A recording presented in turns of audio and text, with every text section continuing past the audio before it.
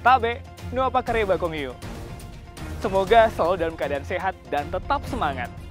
Saat ini, Anda menyaksikan berita Slow Setengah bersama saya, Aling Talamoa. Sejumlah informasi teraktual dan menarik telah kami siapkan untuk Anda.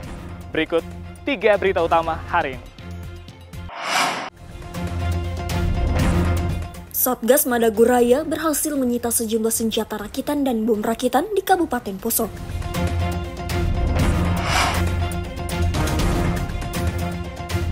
Badan Pengawas Pemilu Palu melakukan pengawasan ketat di masa kampanye pilkada. Januari sampai Agustus. Kasus penderita TBC di Kabupaten Donggala meningkat tajam dalam kurun waktu 2 tahun terakhir.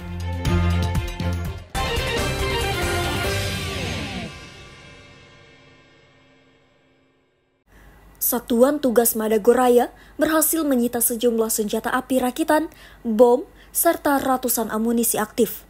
Senjata rakitan dan bom serta amunisi yang disita antara lain 3 pucuk senjata api lars panjang, 1 pucuk senjata api lars pendek, 1 pucuk senapan angin beserta teleskop, 4 bom rakitan, serta 136 butir amunisi aktif.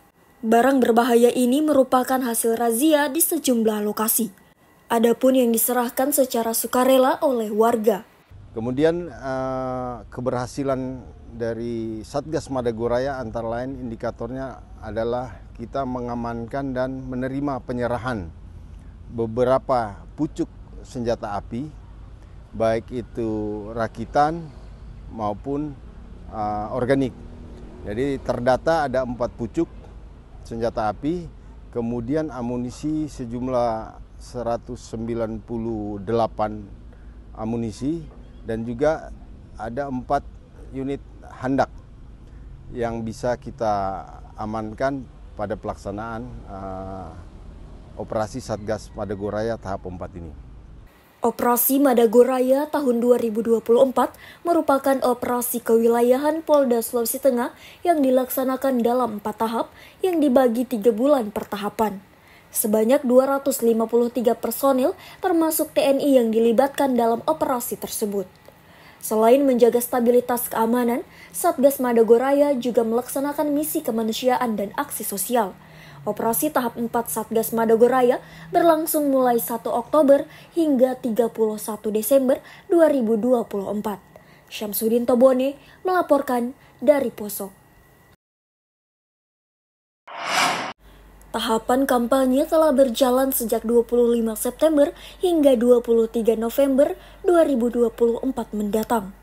Badan Pengawas Pemilihan Umum Kota Palu terus melakukan pengawasan kampanye yang dilakukan oleh para pasangan calon kepala daerah bersama tim suksesnya. Beberapa poin yang menjadi fokus pengawasan seperti pelaksanaan kampanye yang disertai dengan pemberitahuan baik kepada pihak kepolisian serta tembusan baik ke KPU maupun Bawaslu. Juga memastikan pelaksanaan kampanye sesuai dengan metode dan prosedur yang telah ditentukan. Larangan keterlibatan aparatur sipil negara atau pejabat pemerintahan juga menjadi fokus perhatian. Dalam masa kampanye juga Bawaslu mengawasi mulai dari penggunaan alat peraga kampanye serta konten atau isi dari materi kampanye yang disampaikan para pasangan calon wali kota dan wakil wali kota Palu. Ketua Badan Pengawasan Pemilihan Umum Kota Palu, Agus Salim Wahid, menyebut sejauh ini proses kampanye masih berjalan dengan aman dan lancar. Bawaslu juga mengaku mendapatkan 1 laporan dugaan pelanggaran administrasi yang saat ini masih didalami oleh mereka.